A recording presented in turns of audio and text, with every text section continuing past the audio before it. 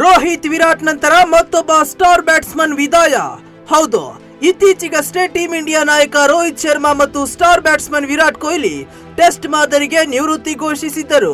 ಈಗ ಮತ್ತೊಬ್ಬ ಶ್ರೇಷ್ಠ ಆಟಗಾರ ಟೆಸ್ಟ್ ಸ್ವರೂಪಕ್ಕೆ ವಿದಾಯ ಹೇಳಿದ್ದಾರೆ.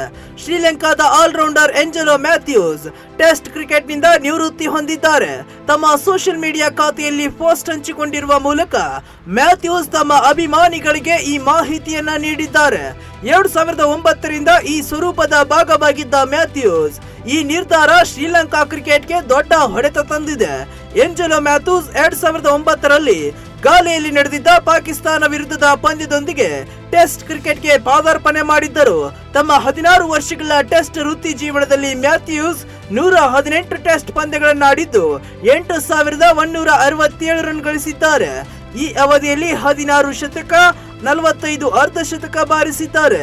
ಇದರಲ್ಲಿ ಅವರ ಅತ್ಯುತ್ತಮ ಸ್ಕೋರ್ 200 ರನ್.